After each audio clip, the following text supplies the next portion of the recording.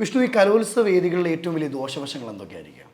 ദോഷവശങ്ങളെന്ന് പറഞ്ഞാൽ നമ്മളൊരു മത്സരവേദിയിൽ ചെല്ലുമ്പം എപ്പോഴും നമ്മളെ കുട്ടിക്ക് തന്നെ പ്രൈസ് കിട്ടുമ്പോഴത്തേക്കും അവിടെ നമ്മൾ കോഴ കൊടുത്തിട്ടാണ് പ്രൈസ് വാങ്ങിക്കുന്നത്. നമ്മൾ എന്തുമാത്രം ആ ഒരു അഫേർട്ട് എടുക്കുന്നു എന്ന് അവർ ചിന്തിക്കുന്നില്ല മറ്റുള്ളവർ. നമ്മൾ ചെയ്യുന്ന ഒരു വർക്ക്, നമ്മൾ ചെയ്യുന്ന ഒരു കോസ്റ്റ്യൂം ആയിരുന്നാലും, അല്ലെങ്കിൽ നമ്മൾ ചെയ്യുന്ന ഒരു വർണ്ണം, പുതിയൊരു വർണ്ണം എടുക്കുന്നതായിരുന്നാലും, ഞാൻ ഏറ്റവും കൂടുതൽ വർണ്ണം എൻ്റെ ഒരു വർണ്ണം എടുത്തിട്ടുള്ളത് എൻ്റെ ഒരു സുഹൃത്ത് കൂടിയായ ഡോക്ടർ ഹർഷൻ സെബാസ്റ്റ്യൻ ആൻ്റണിയുടെ വർണ്ണമാണ്. അദ്ദേഹത്തിന് പോലും ഞാൻ നല്ലൊരു സുഹൃത്താണ്. ചിലപ്പം അദ്ദേഹത്തിന് ദേഷ്യമായിരിക്കും അദ്ദേഹത്തിന്, പക്ഷേ എന്നാലും ഞാൻ എപ്പോഴും പുള്ളിക്കാരൻ്റെ വർണ്ണം എടുക്കുള്ളൂ. എന്നെ എല്ലാവിധ സപ്പോർട്ടും ചെയ്യാറുണ്ട്. പുള്ളിക്കാരൻ നല്ലൊരു ഫ്രണ്ടാണ്, നല്ലൊരു ഞാൻ കണ്ടിട്ടുള്ളതിൽ വെച്ച് ഏറ്റവും നല്ലൊരു കൊറിയോഗ്രാഫറാണ്.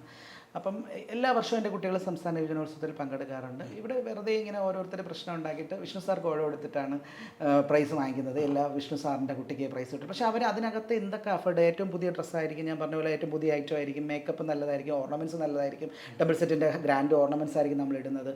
അത് അല്ലെങ്കിൽ നമുക്ക് അറിഞ്ഞുകൂടാത്ത കാര്യമാണെങ്കിൽ നമ്മളെക്കാട്ടി അറിവുള്ളൊരു വ്യക്തിയുടെ അടുത്ത് കൊണ്ടുപോയി കറക്റ്റ് ചെയ്തിട്ടായിരിക്കും നമ്മൾ കൊണ്ടുവരുന്ന കുട്ടീനെ. ഇതുവരെ ചിന്തിക്കുന്നില്ല. എന്താണ് ചിന്തിക്കാത്തത്? അതൊന്ന്. രണ്ടാമത്തെ കാര്യം, ഇരിക്കുന്ന വിധികർത്താക്കൾ കഴിവില്ലാത്തവരെ പിടിച്ചിരുത്തുന്നെന്ന് പറയുന്നു. ശരി, സമ്മതിച്ചു. അത് ചെയ്യിക്കുന്നത് കമ്മിറ്റിക്കാർ തന്നെയല്ല. അതെ, കമ്മിറ്റിക്കാർ സമ്മതമില്ലാതെ ഒരു വിധികർത്താവ് വരത്തില്ലല്ലോ. അപ്പോൾ അവരെയല്ലേ നമ്മൾ കുറ്റപ്പെടുത്തേണ്ടത്?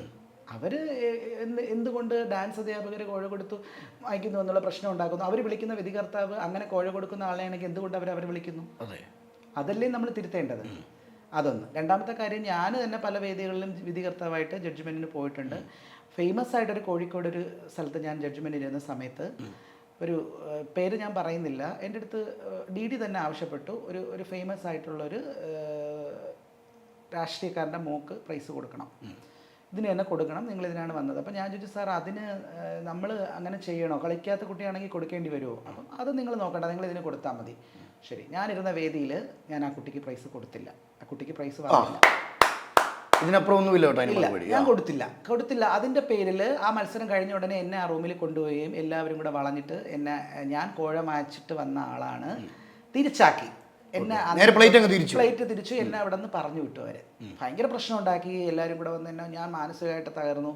ഓൺ ദ സ്പോട്ടിൽ തന്നെ എന്നെ അവിടെ നിന്ന് പുറത്താക്കിയവർ. പിന്നെ എന്നെ അവരിരുത്തിയില്ല. ഒരു പക്ഷേ വിഷ്ണുവിന് ചിന്തിക്കത്തില്ലായിരുന്നോ കുറച്ച് പൈസ കിട്ടുന്ന ഏർപ്പാടാണ്, അതെന്തുകൊണ്ട് ചിന്തിച്ചില്ല? അല്ലെങ്കിൽ ഒരു പക്ഷേ നമ്മൾ വിധി നിർണ്ണയത്തിന് പോകുമ്പോൾ നമുക്കറിയാം. ഇപ്പം ഞാൻ ഡാൻസ് ടീച്ചർ സ്റ്റേഡിയമിൻ്റെ സംസ്ഥാന വൈസ് പ്രസിഡന്റാണ്. ഞാൻ പറഞ്ഞത്, ഇപ്പോൾ ഈ കേരളത്തിനകത്ത് അറിഞ്ഞുകൂടാത്ത വിധികർത്താക്കളായിട്ട് ഡാൻസേഴ്സ് ആയിട്ടുള്ള എല്ലാവരും എനിക്കറിയാം.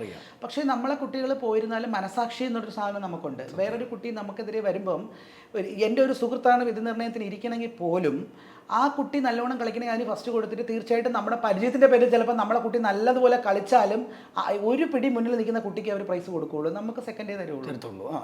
അങ്ങനെ ആയിരിക്കണം ഒരു വിധി നിർണ്ണയം. ഞാൻ ഇന്ന് വരെ പല സ്ഥലത്തും പോയിട്ടുണ്ട്. ഞാൻ ഇന്ന് വരെ എൻ്റെ ഒരു പക്ഷേ എൻ്റെ എന്തിനാ കള്ളം പറയുന്നത്, ഞാൻ എൻ്റെ ഫ്രണ്ട്സിനോട് പോകുന്നവരോട് എൻ്റെ കുട്ടി കളിക്കുന്നുണ്ടോ ഒന്ന് നോക്കണേ എന്ന് പറഞ്ഞിട്ടുണ്ട്. എന്തിന് കള്ളം പറയണം? പറഞ്ഞിട്ടുണ്ട്. തീർച്ചയായിട്ടും അവർ കളിക്കണമെങ്കിൽ അവർ പറയും വിഷ്ണുവിൻ്റെ കുട്ടി തന്നെയാണ് അവിടെ നന്നായിട്ട് കളിച്ചത് എന്ന് പറഞ്ഞിട്ടുണ്ട്. എനിക്ക് ഓപ്പണായിട്ട് പറയണതിന് ഒരു പേടിയില്ല. പക്ഷെ ഒരു കുട്ടിയെയും ചതിച്ചിട്ട് ഞാൻ ഇന്ന് വരെയും പൈസ ഞാൻ മേടിച്ചിട്ടില്ല. വിഷ്ണു ചെയ്യാത്ത തെറ്റിൻ്റെ പേരിൽ ശിക്ഷിക്കപ്പെടുന്നു, ആളുകൾ പഴി ചാർക്കുന്നു, നമ്മൾ ചിന്തിക്കാത്ത ലെവലിൽ തന്നെ നമ്മൾ താഴോട്ട് പോകുന്നു. ഓക്കെ, എന്തായിരുന്നു കഥ വിഷ്ണു? അതൊക്കെ പറയണമെങ്കിൽ പിന്നെ മാനസികമായിട്ടൊക്കെ ഞാൻ കുറച്ച് തകർന്ന സമയമായിരുന്നു. ഇപ്പോഴും അത് പറയുമ്പോൾ തന്നെ എനിക്ക് വിഷമമുണ്ട്, എന്നാലും ഞാൻ പരമാവധി പറയാൻ നോക്കാം. കാര്യം ഒരു സമയത്ത് ഒരു യൂത്ത് ഫെസ്റ്റിവൽ, ഒരു 6 ഇയേഴ്സ് ബാക്ക്, 6 ഇയേഴ്സ് ബാക്കാണ് ഒരു യൂത്ത് ഫെസ്റ്റിവൽ നടക്കുന്ന സമയത്ത് എൻ്റെ കുട്ടികൾ, ഒരു കുട്ടിയുടെ പാരൻറ്റ് വന്നിട്ട്, പുള്ളിക്കാരൻ്റെ 2 മക്കൾ പാവപ്പെട്ടവരാണ്, ഈ പറഞ്ഞ പോലെ പാവപ്പെട്ടവരാണ്. പുള്ളിക്കാരൻ ഇങ്ങനെ ഒരു സ്ഥലത്ത് ജോലി ചെയ്യുന്നുണ്ട്, ബാലാവകാശ കമ്മീഷനിൽ ജോലി ചെയ്യുന്ന ആളാണ്. പുള്ളിക്കാരൻ അവിടെ ചായ വാങ്ങിച്ചു കൊടുത്താണ് പണി എന്നൊക്കെ പറഞ്ഞിട്ട് കുട്ടികളെ കൊണ്ടാക്കി. ഞാൻ പഠിപ്പിച്ചു, നല്ല രീതിയിൽ പഠിപ്പിച്ചു. ആ വർഷം ആ കുട്ടിക്ക് പ്രൈസ് സബ് ജില്ലയിലൊക്കെ കിട്ടി.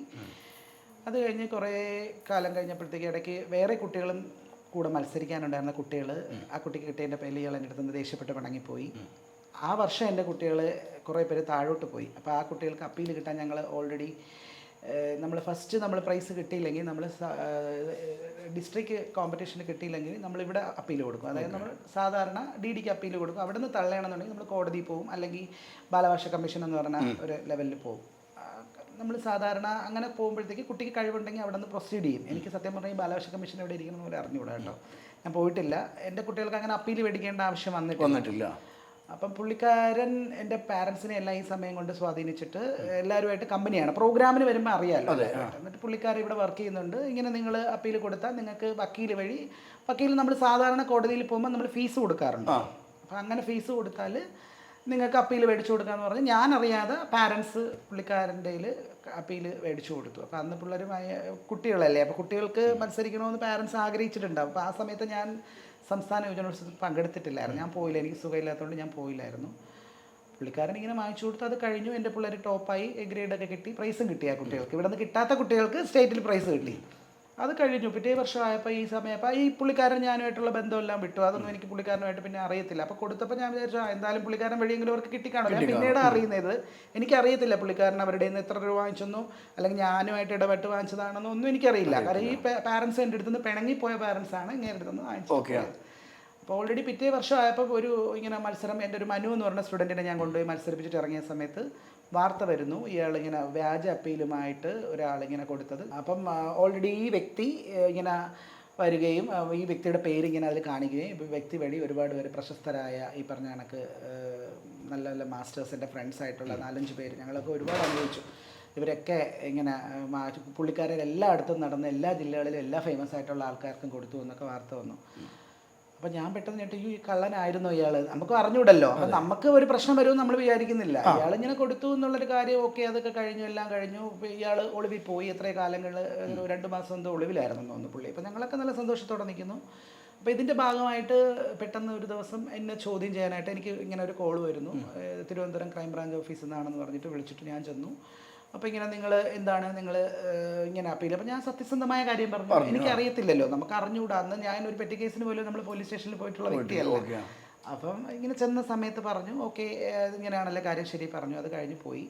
കുറച്ച് ദിവസം വീണ്ടും കഴിഞ്ഞപ്പോൾ വീണ്ടും ഒരു സുപ്രഭാതത്തിൽ നോക്കിയപ്പോൾ ഒരു ദിവസം വീട്ടിൽ കുറച്ച് പേര് പെട്ടെന്ന് വന്നു, എന്നെ പിടിച്ച് വണ്ടി കയറ്റി നേരെ കൊണ്ടുപോയി, തൃശ്ശൂർ കൊണ്ടുപോയി. തൃശ്ശൂർ അവിടെ കൊണ്ടുപോയിട്ട് അവിടെ വെച്ചിട്ട് ഇങ്ങനെ എന്നെ ഉപദ്രവിച്ചു കേട്ടോ.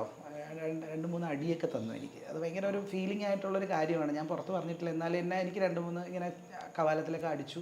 അപ്പം എനിക്ക് എന്ത് പറയണമെന്നോ ഫോണൊക്കെ പിടിച്ചു വാങ്ങി ചോദിച്ചു, ആരുടെ പറയണം എന്ത് പറയണമെന്നോ ഒരു ഇതുമില്ല. കാര്യം ഞാൻ ഒരു തെറ്റ് ചെയ്യാത്ത. അപ്പം ഞാൻ പിന്നീട് ഇതിൻ്റെ കാര്യങ്ങൾ അറിഞ്ഞത്, ഇത് എൻ്റെ ഫീൽഡിൽ നിൽക്കുന്നവർ തന്നെ എന്നെ ഈ ഫീൽഡിൽ നിന്ന് ഔട്ടാക്കാൻ വേണ്ടി ചെയ്യിപ്പിച്ചൊരു പണിയാണെന്നാണ് ഞാൻ അറിഞ്ഞത്. ഞാനത് ദൈവത്തെ സമർപ്പിച്ചു കേട്ടോ. അത് കഴിഞ്ഞിട്ട് ഞാൻ നേരെ എന്നെ കണ്ണൂരിൽ കൊണ്ടുപോയി അവിടെ വെച്ച് വാറണ്ട് ചെയ്തു. പിന്നെ ജാമ്യം എടുത്താണ് ഞാൻ പുറത്ത് വന്നത്. അങ്ങനത്തെ ഒരു സംഭവമൊക്കെ ഉണ്ടായി എൻ്റെ ലൈഫിൽ. അതാണ് എൻ്റെ ജീവിതത്തിലെ ഏറ്റവും വലിയ മറക്കാനാവാത്തൊരു സംഭവമാണ്. കലാഫീൽഡിൽ കിട്ടിയിട്ടുള്ളൊരു ദുരനുഭവം എന്ന് പറയുന്നത് അതാണ്. മനസ്സിലായി. ഒരുപാട് ശത്രുക്കൾ ഉണ്ടായിരുന്നു. ഇതിന് ശത്രുക്കളേ ഉള്ളൂ ഈ ഫീൽഡിന്. ഇന്നും ഉണ്ടോ? ഇന്നും ഉണ്ടെന്ന് ഞാൻ വിശ്വസിക്കുന്നു. പക്ഷെ ഞാനതൊന്നും മൈൻഡ് ചെയ്യുന്നില്ല. ഞാൻ സത്യം പറഞ്ഞാൽ എനിക്ക് സത്യം പറഞ്ഞാൽ ഈ മത്സര ഫീൽഡ് തന്നെ എനിക്ക് മടുത്തു. ഞാൻ സത്യം പറഞ്ഞാൽ കോമ്പറ്റീഷൻ ഫീൽഡിനോട് എനിക്ക് വലിയ താല്പര്യം ഇപ്പം ഇല്ല.